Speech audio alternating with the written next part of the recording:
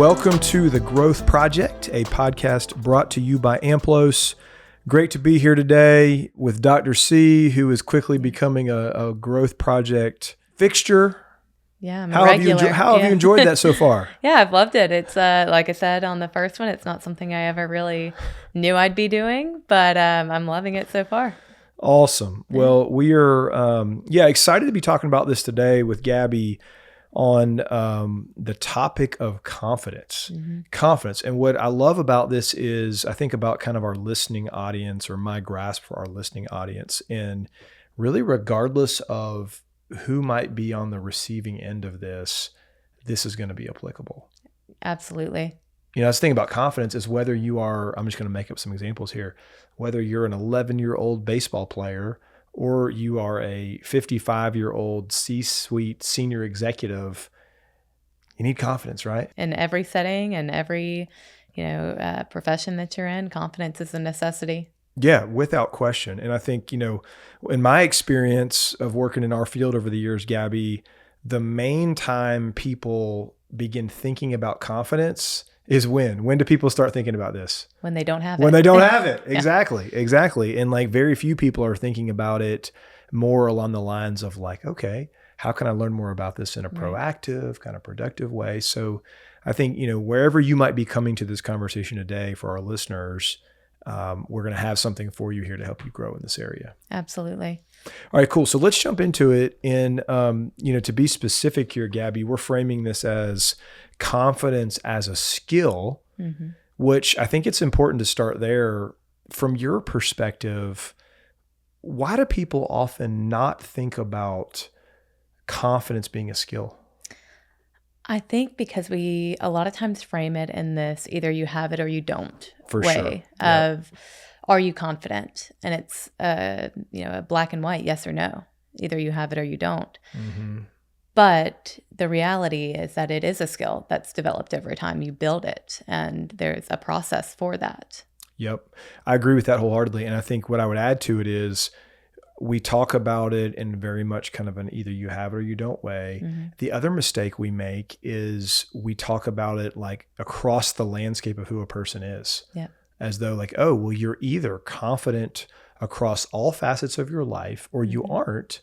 And we know that it's so much more nuanced than that. I mean, there's just this idea of how confident are you? And we oftentimes give ourselves this rating of, oh, I'm extremely confident. I'm at a 10. Yeah. But, that is not going to hold true for every situation you're in or every encounter you're in. And it does fluctuate, and it's learning to navigate that.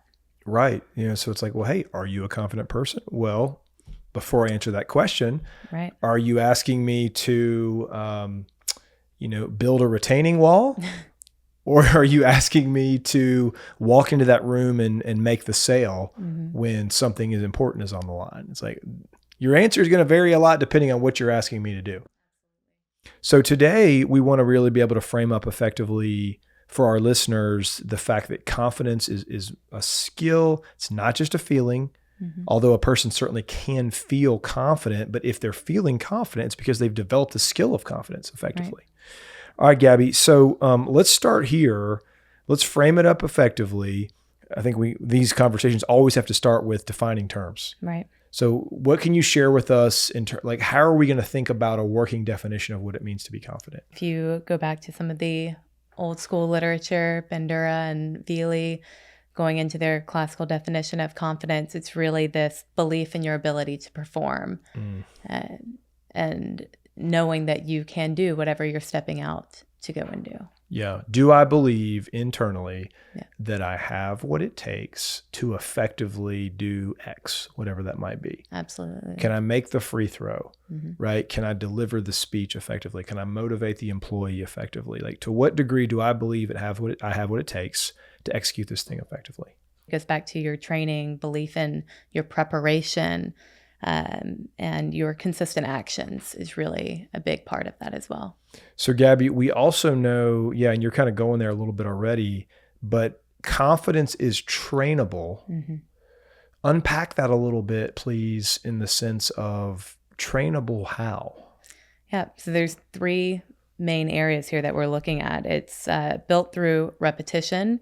So training the same skills over and over. If you have a big speech, public speaking you have to do, putting yourself in that environment, exposing yourself to the task that you are about to embark on and getting that practice effect.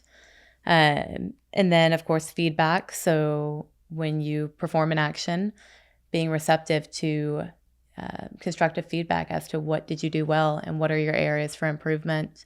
And then, of course, reflection.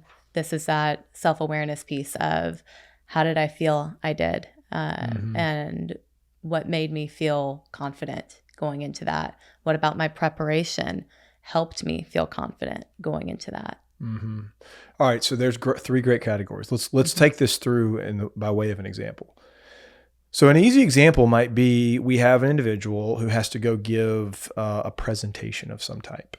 So this individual builds the presentation, practices again.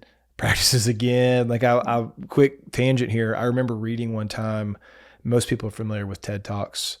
And I don't remember the woman's name who gave what's often thought as like the best TED Talk ever, which would be pretty cool to be the person who they say that about, right? But they were interviewing her and they asked her, how many times did you practice this? Because you did such a remarkable job. And her answer was 200. Wow. So I can't sit here and say I've ever practiced any type of, talk or presentation 200 times, but just to give you a little bit of a glimpse, we talk about mastery and how do you become confident in your craft. Like that's work. That is a lot of work. But go back to our example. So this person prepares the presentation, practices giving it, goes up there, gives the presentation, reflects after the fact and feels like, you know what, like wasn't perfect, but I feel like I did pretty well. And then the next day, people who were in the meeting say by way of like phone call or conversation, that was awesome. Yeah. Like you did so great. Would that be an effective example of some of these data points that really build confidence? You've got all of those pieces in there, the preparation, and then the reflection and the feedback. I loved your example because it's not going to happen in the moment necessarily. Yeah. It could be the next day. It could be a week later. And that's where getting comfortable with, it being a skill that you're developing over time is important because it's not something that you gain instantaneously just by going and doing the presentation. Right. And I think the other thing I would note there is I've heard this come up with people plenty in the past is confidence and anxiety can certainly coexist in a person's mind.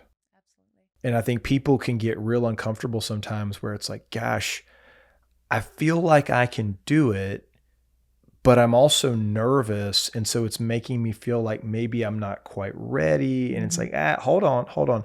Those things you can hold those in balance. Absolutely. And the absence of one is not the presence of one doesn't mean the absence of the other. If you have anxiety about something, don't let that make you begin to believe that, oh, I guess I'm not confident. Right. They can both be there. All right. So those are good categories for our listeners to keep in mind of like, get repetition, value the feedback, and do some self-reflection. Absolutely. That's how you train it and build it.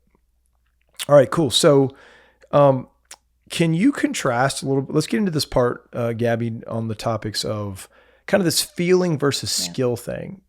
Bring some context to that for us, please. Yeah, I have a great example of this that when I was going through grad school, it really ingrained this into my brain that confidence is not a feeling, it's a skill. Imagine you're tasked to throw a piece of paper into a basket. A simple task, anyone can do it. You're not shooting a half-court shot. Let's say you toss it, you make it the first time. Rate your confidence on a scale of 1 to 10 and do that 10 more times in a row, rating yourself each time. And what you see when you go through this exercise is that your rating constantly fluctuates. Your confidence is shifting. So you may have 2 in a row that are successful. Your confidence is at a 9. You're like, I got the next one. You miss it. Now where's your confidence? Oh, well, I only missed 1. It's now at an 8. You miss again. Well, now my confidence is down to a 4. You do this exercise with yourself or with an individual, and you start to realize that they're basing their confidence not on their skill, but off of the outcome. Right. And that really is where this idea comes about, is that it's not necessarily a feeling. It's the skill. Do you have the skill to throw the piece of paper into the basket? If I ask you that question without outcome attached, the answer is probably a pretty strong yes. Sure. But it's when you start linking your confidence to an outcome that it becomes this feeling. Yeah, that when I'm seeing the paper go in the bucket, the basket, I feel better about it. My number goes up. Right. And then when the opposite happens, right? So when I miss, my number goes down. When in reality, obviously I have the skill of throwing it in there. Right. It just becomes a function of my reactions to the outcomes. Right. And what are you basing your confidence on? Right. Right. And so I think obviously, gosh, we don't want to live in a world where my ability to believe in myself is completely held hostage by the outcomes, which are beyond my control. Because if I could control it, I would make every one. Mm-hmm. Win every game, win everything. Exactly. So what then becomes our model for building the skill effectively? So we've talked about these examples of, repetition and that type of thing. But, the other part of this too, Gabby, is comes back to self-efficacy, right? So talk about that a little bit and what some of the theories are for how you build that effectively. Yeah. So the self-efficacy theory basically states that there's 4 key ways of developing confidence or gaining confidence. And the first is mastery, which we've touched on already. When you, again, see yourself accomplish something, you feel better, you feel more confident, you feel like you can do that again. Mm-hmm. So that's probably the most straightforward experience, I would say, for developing confidence. Then, of course, there's modeling or vicarious experience. And this is where, let's say you look at somebody who's in your dream position or playing your sport at the level you want to be playing it at. And you say, well, look, they're doing it, I can do it too. Mm-hmm. And seeing somebody else accomplish something that you want to gives you the confidence to do it as well. Yeah, like I have this dream of, I'm just going to make up an example here. I want to open up a pizza place that is different from all the other pizza places we have in town, and we don't have one of these, but I know Johnny over there in Lexington, and he's done it. Yeah. And it's, he's made it go, and they're in year 5 and they're doing awesome. So if it can work there, it can work here. And then there's verbal persuasion, which is kind of the feedback piece that we were talking on, where it's people are encouraging you to pursue whatever action it is. They're saying, you got this, you can do this, you're capable. And that in and of itself is something that builds your confidence, getting that from an external source. Mm-hmm.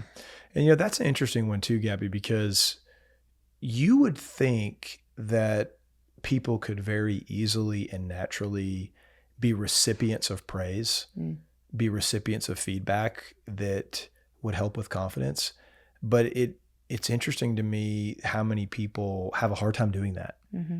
Like they can't just receive it. They can't allow it to affect them. They have to either, try to deflect it in some way, or they discredit it, or they doubt it, or they're just uncomfortable. Mm-hmm. Like it can be kind of uncomfortable to receive. And it's like, it's a little bit hard to understand that at times. It's like, wouldn't it be great if someone just wanted to like give you positive feedback? But it's not uncommon or abnormal for people to not necessarily be able to get the full benefit of what that could be doing for them. Because, and I know I'm guilty of it, is we combat it with, you give me praise. Let's say, you think that I did a really great job public speaking. And I come back and I say, oh, well, I didn't feel that way. I felt like my voice was shaky, or that I lost track of thought. And so our instant inclination a lot of times is to, like you said, deflect the verbal praise with just that's not true. Yeah. Or of course you're saying that, but I didn't even talk about this one thing that I meant to say, and I totally forgot. So how could I have done a good job? Yeah. well, hold on. Like, let's look at it in a little more of a holistic way and maybe not be so hard on yourself. So verbal persuasion is one that's, it's right there to be had. And then I think let's not miss this opportunity for leaders that are listening. And if you want to be thoughtful, and you should be thoughtful about how you grow the collective confidence of your team and how you grow confidence for people on your team, be doing that.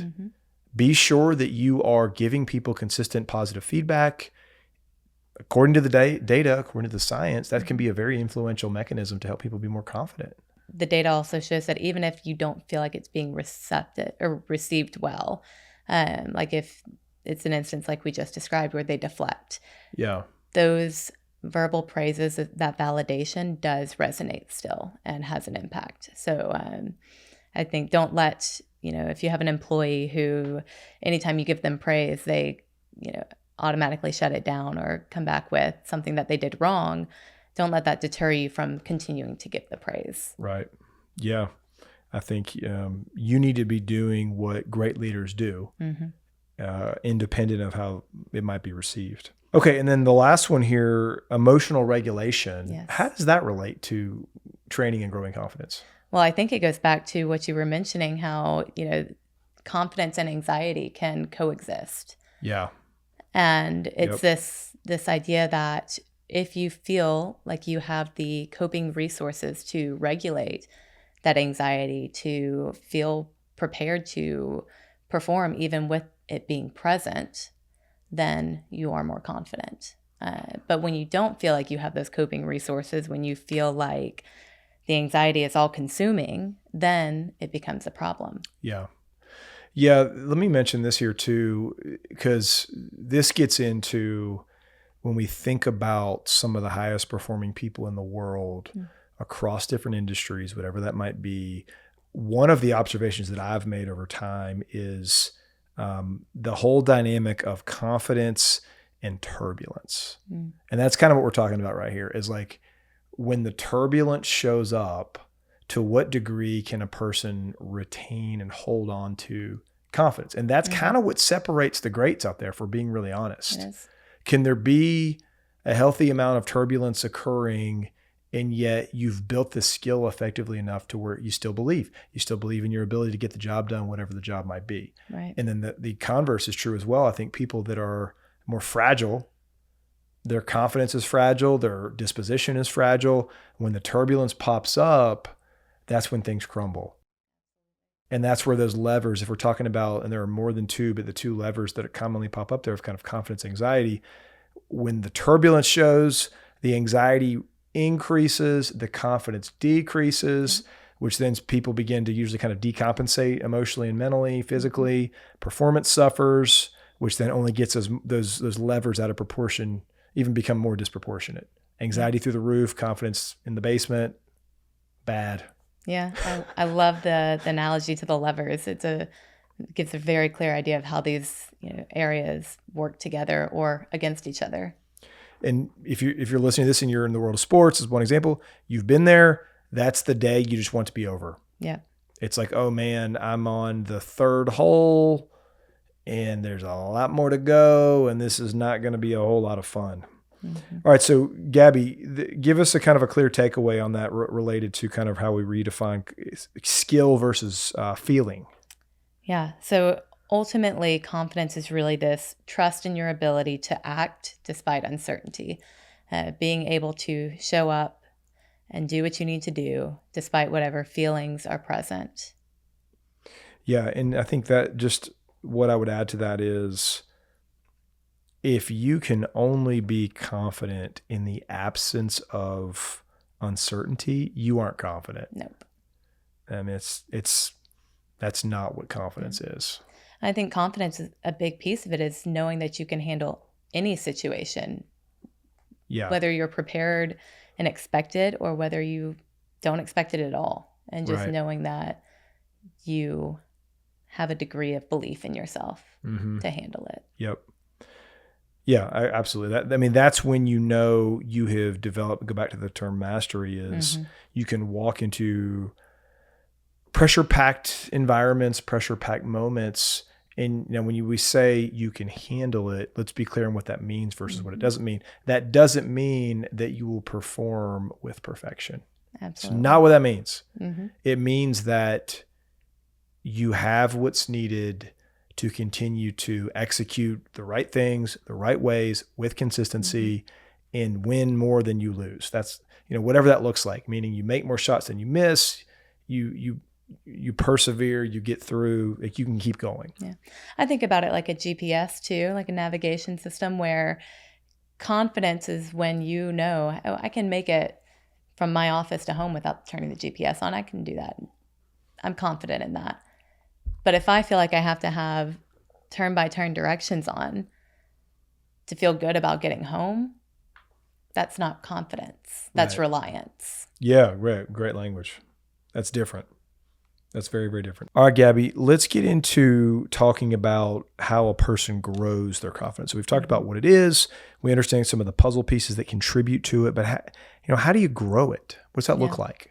So there's what we call the confidence loop for developing or growing confidence, and really starts with action. So you have action, evidence for the belief itself, and then more action. So it's kind of this cyclical way of thinking about growing your confidence. And if we think about this examples wise, let's say, again, I am running a marathon, let's just say, coming up. And my action is that I'm going to start training and I'll run 10 miles today. Now, I ran the 10 miles. The evidence is that, oh, hey, I accomplished that. Belief, I can run at least 10 miles. Yep. More action. Next time, I'm upping it to 15 miles. And it continues in this way until you get to the point that you want to be. I don't think you're ever fully to the point you want to be. So it's cyclical. It continues to go round and round, where it's action, evidence to support your belief. The belief develops more, preceded by more action. That loop goes on repeat. Yes. Yeah. So this is exactly how I think about it too. In the sense, I always tell people a person develops confidence by going out there and proving him or herself right. Mm-hmm. And I can sit here all day, go back to our verbal persuasion stuff. I can sit here all day and tell you have what it takes. Right. And that's great. It can be helpful for a person, but things really click in and the lights really go on when I go show myself what I thought. And that's what you're saying there of like, okay, action, I do it. Mm-hmm. Now I have evidence. Next comes belief. Right. And I think where a lot of people mess up in this cycle is they feel like they have to wait to act until the belief is there. Mm. And so they just get stuck waiting and the belief never develops. Yeah. Okay. So waiting on what? Waiting for evidence that they can do it, waiting for proof. Yeah. But you're not going to get that proof until you act. Right. Yeah, you got to jump out there and get moving on whatever that thing is. You got to go create the evidence. Mm-hmm. That's the key. But I think it's amazing, and I can just even think of examples in my head right now of people I've seen over the years that, and sometimes it happens when you like level up in some way, shape, or form. Absolutely. So it's like, okay, let's do it. Let's do an easy example here. We'll take Major League Baseball or professional baseball. Mm-hmm. And it's an easy way to talk about leveling up because that's how the whole thing is built. Single A, double A, triple A, major leagues. And there's some nuances to those. But I've seen this, whether it be high school to college professional, or in baseball, these levels. It's like, okay, I was successful at the double A level. I know I can be successful at the triple A level, mm-hmm. but I just haven't done it yet. Right. And so like, do I have an internal belief that I can do it? Well, yeah. But I've seen this so many times over the years. People don't fully believe it until they do it. And so it's like, hey, there can be a massive difference between believing you can versus seeing that you have. And that's the point. That's what the evidence is like, okay, I know I can, but once I actually see myself do it and I can go point to it and show you and put it on tape, that's where things take huge steps forward. Yeah. I completely agree. Huge steps forward. And that's what that loop is right there. Yeah. So we want to know, of course, like, hey, here's how you grow confidence. What are some of the killers though? And this is super important because we need to know, you need to have a good awareness and internal alarm system around the things that will kill confidence. So where do you want to start on that? Well, I think first and foremost, sticking with this cycle is, let's say you act, you're not successful, you fail. Yeah. And that in and of itself, the initial gut reaction is, that killed my confidence. I don't want to do it. And this is why the idea of starting small and building bigger is such an important principle when it comes to goal setting, when it comes to growing your confidence, because there are quite a few killers. Yeah. I think the first that comes to mind for me is over comparison, where, it goes back to the modeling issue, where that is a source of confidence. Seeing somebody else do something can boost your confidence to be able to do it as well. At the same time, if you have a tendency to compare yourself in a negative way, that then creates doubt or fear. Yep. Where, oh gosh, they're just so much stronger than me. They're just so much more talented than me. I'm not going to be able to do what they're doing. Right. And now you get the reverse effect. Yeah. Be careful with that comparison game.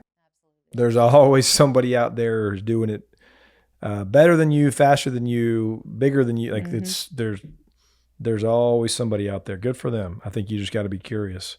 Yeah. So that the comparison one is huge. And then the other one I would throw in there is the perfectionism battle, which is, I've seen that so much over the years where, a person will do whatever the thing is we're talking about.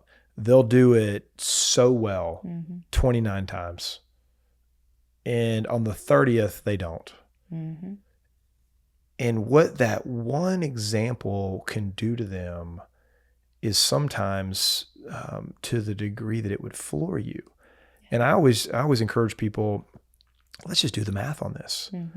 Like, you're going to let, I don't know what the numbers are on that. It's a very small percentage, right? Like, you're going to evaluate yourself off of a tiny, tiny piece of the pie. And let that define you when you've done this many of these same examples so well. And of course it's easier said than done, but whether it's spoken or unspoken, if the bar you're setting for yourself requires you to be perfect, good luck. Yeah. The perfectionism is a tricky one. I always think back to my work with tennis, and a big area of focus was that first serve percentage. Yeah. And I would work with the guys on this, and, I'd have their first serve percentage was like 80%. I mean, very high. Yeah, it's really good. And they'd miss one first serve, and then they'd just start double faulting. Yeah. Because that just completely shook their confidence. It's such a shame. And it's this idea that, 8 times I was great. This one time, now I'm terrible. Yep. And the thing I always say to people in that scenario is it's the same response every time, is like, if your close friend or your roommate or whoever it was came to you and said that he or she had lost a lot of confidence because after serving at 80%, suddenly they missed one and now they're all beside themselves, what would you say to them? And they'd be like, I would tell them they're crazy. Right? Yeah. It's like, well, yeah. So maybe you should send the same message to yourself. Exactly. All right, so we got over comparison, perfectionism. What else would you put on the list? Outcome focus, which is what I mentioned at the start of the podcast today, where when you base your confidence off of the outcome and the result, that is setting you up for disappointment. Right. Because you can't control it, because you can give it 100% effort. You could feel like you were on your high horse, you were extremely confident, and you could still lose. Sure. You could still not make the deal. And now the confidence that you felt in that moment, you're discrediting it. Yep. Yeah. I think that, do outcomes matter? Of course they do. Absolutely. Do we want to get more positive than negative ones? Of course we do. But this is where, again, as you begin thinking about some of the separators, that where you really see a person who's further along in their journey when it comes to confidence, this is one of them, in that they're able to not be so closely attached to the outcome that it just absolutely destroys them. Destroys their confidence, destroys belief, all those things. There is a way, because I've seen it, to weather those storms and not lose your grip on confidence. That's what we're after. Yep. And then what's our last one here, Gabby, we want to touch on? Lack of rest. So being exhausted, not whether that be physically, mentally, which, we just wrapped up the series on mental rest. And I feel like this is very relevant. But when you are exhausted to some degree, your resilience plummets. Your ability to adjust and adapt becomes harder. Your brain becomes foggier, and that impairs your confidence, because if you don't feel good, your confidence is going to take a dip. Right. Oh, absolutely it will. Absolutely it will. Yeah. And I think it all kind of comes together there very holistically, and that if I don't have appropriate rest, I'm more likely to perform at a lower level. And then I think that's that cycle we get into, where if my performance is suffering and I'm kind of underperforming, even if I know a ton about confidence, if I do that on an ongoing basis, if I'm underperforming with consistency, my confidence is going to begin to at least a little bit, dwindle some more. And if I'm not taking care of myself, I'm going to get stuck in that trend. Yeah. I think that's why we always say, think about any day that you have a big day at work the next day. A lot of meetings, big presentations, whatever it may be. The night before, you're thinking to yourself, I need to get a good night's sleep. Get a good night's sleep. And why is that? Because of the importance it has on your confidence. Yeah. The problem is sometimes it's too late. Yeah. Sometimes it's too late. That one, great as it is to get a good night's sleep, one night can only move the needle so much for you. Okay. So then I think a good place for us to kind of head as we try to wind up here a little bit is, let's get into some tools. Yeah. So practically speaking, I'm a listener. I want to get more active at doing things, whether it be day in and day out or week in and week out, to grow confidence. Where can I start? Well, the first place that I always recommend is what I call a mastery log, where you are tracking your daily progress. It's so easy to get wrapped up in the day-to-day and feel like you're not making any progress in any of the areas that you want to. So at the end of each day, say, wow, what did I accomplish today? We know one of the big areas for developing confidence is past performances. Yeah, right. What did I do well today? And just forcing yourself to think about those small moments of growth. Absolutely. Yeah. I think being able to look back and see that's why we write things down, right? Mm-hmm. There it is. Yeah. Look what I've not. It's the same thing that we get. We got some people out that love a good task list. Mm-hmm. You write it just to cross it off. Yeah. But I think it helps. What does it do? It builds some positive momentum, emotionally speaking, mentally speaking. Like, oh, look what I'm getting done. Absolutely. I'm moving along.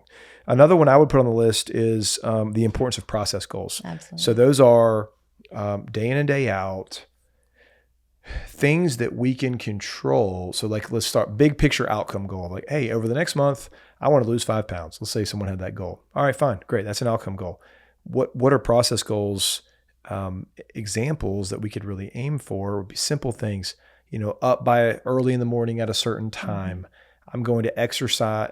What a good day looks like is up by this time, whatever it might be, 30 minutes or more of physical activity, certain specific nutrition practices that you might have in a given day. Those are all your choice. Mm-hmm. And so I think what it becomes about is, although the aim point is 5 pounds of weight loss over the month, we want to be able to go back and look at day by day, look at the examples of me hitting the target with my process goals. Mm-hmm. And then that becomes, as I get to the end of the month, you hope that you hit your outcome goal.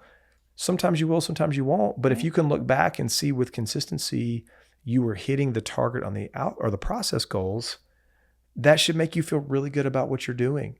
That should make you feel really confident about what you're doing. Mm-hmm. Yeah, and I'll add to that, I think mental rehearsal, imagery is a big piece of how you can train your confidence. I know that I was just speaking with Milt the other day about this, and how anytime before a big presentation, the night before, the last thing he thinks about before bed is what he wants it to look like in that presentation. Little peek behind the curtain there. How about it? Yeah, a little peek behind the curtain. Sorry for, sharing all your secrets, Milt. But no, yeah, it's a very real practice where if you envision yourself in whatever situation it is that you're preparing for, you then feel more confident going into it because you have that practice effect in your head. Right on. Right on. And then now we need to know. Yes.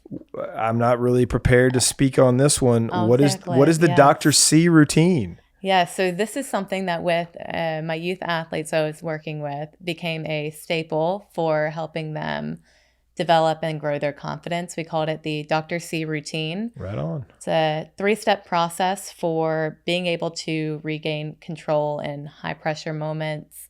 The first piece, it'll sound very similar to the resting experiences. So it's detach, let go of the anxiety, let go of the stress, whatever is emotionally interfering with your confidence in that moment. Separate yourself from it. Mm-hmm. Relax, take a deep breath. Whether it's before a big presentation, a big play on the game, whatever it may be, take a deep breath and then control your focus. Shift your focus to the present moment, to one thing that you need to be doing to succeed. Yep. And it's just a very simple 3-step process that resonated really well with my athletes.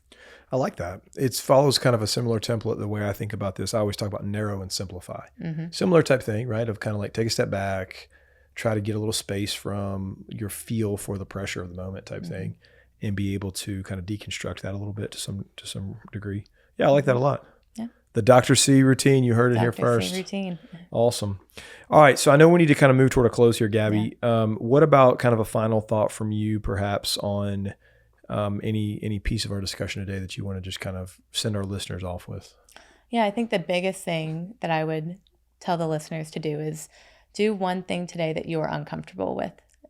Take one step that maybe you've been hesitant on, you've been waiting to feel good about, and just do it.